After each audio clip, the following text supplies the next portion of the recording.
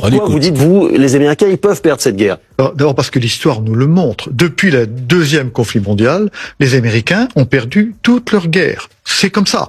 La guerre de Corée, ils sont arrivés à un armistice, mais toutes les guerres ont été perdues. Vietnam, Afghanistan, Irak 1, mais c'est la première phase de la guerre en Irak. Irak 2 a été perdue, donc ils ont perdu toutes leurs guerres. Mais une des raisons qu'on voit bien ressurgir ici, c'est qu'ils sont trop puissants, et qu'à partir du moment où vous êtes trop puissant, vous négligez la stratégie.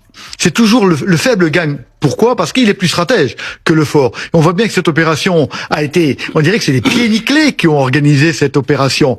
Rien n'a été prévu. On avance par incrémentation. Je te renvoie 5000 hommes, je t'en revois 10 000. Je voudrais bien que le régime tombe, mais je n'ai pas organisé la résistance au sol, etc. Donc ça, c'est la raison principale, bien sûr. La deuxième, c'est que les Américains prennent la guerre pour un acte technique, alors qu'il est d'abord un acte politique dans lequel ce qui compte, à la fin, c'est de se saisir de la terre et des êtres humains. Et pour ça, il faut des troupes au sol qui, là, n'ont pas été prévues. Donald Trump est désormais à son 11e épisode de « J'ai déjà gagné la guerre » avant même de l'avoir commencé. Et comme toujours, il fallait bien ajouter une menace spectaculaire pour meubler le vide stratégique. Cette fois, mesdames et messieurs, Trump promet de raser toutes les centrales de dessalement iraniennes comme si ça allait faire plier Téhéran en 3 jours. On est clairement dans la géopolitique version télé-réalité, c'est du jamais vu. Beaucoup de bruit.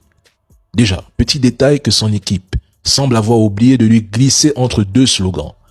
Viser des infrastructures civiles liées à l'eau potable, c'est littéralement cocher la case crime de guerre ensuite. Et c'est là que ça devient franchement embarrassant. Quelqu'un devrait lui expliquer que l'Iran dépend à peine du dessalement autour de 2% pour son eau potable. Autrement dit, même en mettant sa menace à exécution, ce qui est déjà une autre histoire, l'impact serait marginal. Pendant ce temps, certains alliés de Washington dans la région, eux, dépendent massivement du dessalement. Il brandit une arme qui toucherait à peine l'Iran, tout en rappelant au passage la vulnérabilité de ses propres partenaires stratégiques.